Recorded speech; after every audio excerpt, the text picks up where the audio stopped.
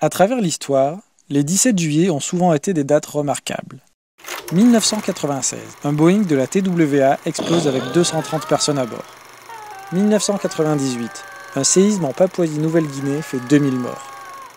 2006, 300 personnes meurent lors d'un tsunami en Indonésie. 2007, un avion de la TAM heurte un dépôt de carburant, tuant 200 personnes. Mais intéressons-nous à ce 17 juillet si particulier, il y a 30 ans.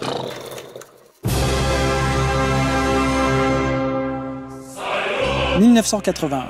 Aux alentours du 17 juillet, Maria naît à Bucarest, alors sous domination russe. Luttant contre la coutume roumaine, elle refuse d'être amputée, compromettant ainsi son avenir professionnel. À 13 mois, ne supportant plus l'œil de Moscou, Marie décide de fuir le communisme et part vivre à Montreuil. Soucieuse de s'intégrer, elle est recueillie par les Leclerc, alors seule famille blanche de la ville. On sait finalement peu de choses sur l'enfance de Marie, et tout ce que les spécialistes en savent, ce sont ses goûts très sûrs. Ses goûts musicaux d'abord.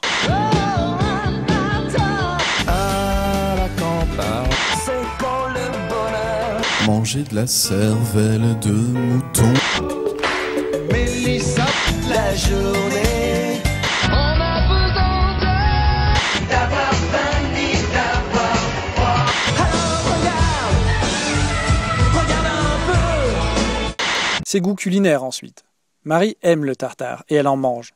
Par contre, elle aime les agneaux mais n'en mange pas quand elle le connaît. Il en va de même pour ses neveux. Elle ne mange pas non plus de chocolat, sauf s'il a la forme d'un œuf, ce qui traduit un fort désir de maternité.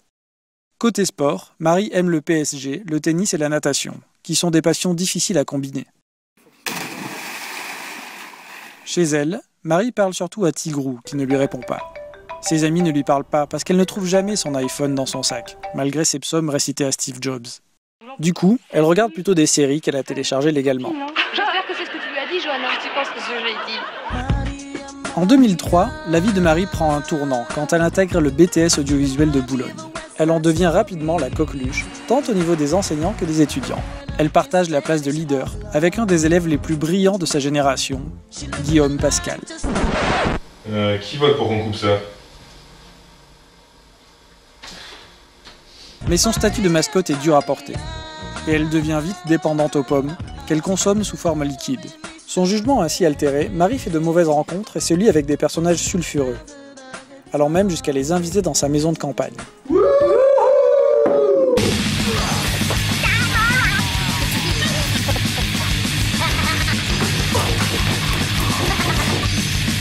Prenant conscience que la situation lui échappe, elle tente de se rattraper en brûlant la maison et tous ses occupants. Seule une amie sobre l'empêchera de commettre l'irréparable. Suite à cet épisode désastreux, Marie se tournera vers des hommes plus matures, en poursuivant de ses assauts des profs jusqu'à les rendre gays. Résignée, elle se consolera avec ses vrais amours, les pailles et les goulots de bouteille. Après ces 2 années de débauche, Marie entre dans le vrai monde du travail, qu'elle quitte très rapidement. Elle prétextera plus tard que l'état de son patron l'a encouragée à partir. Dites-moi Marie, on est en 78 ou 79 déjà? Marie est ensuite embauchée à la mairie de Paris, où son sens du service public est salué, tant son implication est forte tout au long de ses 20 heures de travail hebdomadaires.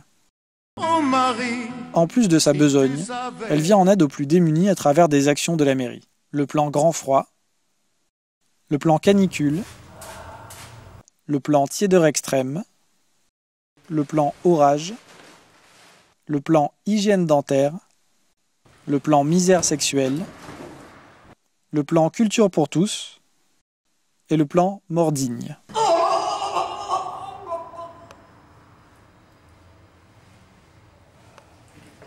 Ses revenus lui permettent alors de quitter à 26 ans le domicile familial de Montreuil pour aller s'installer à Montreuil.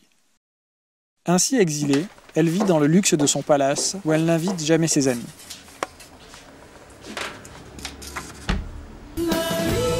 Malgré ses abords un peu rudes, Marie cache, en plus d'un foie en béton, un cœur en or.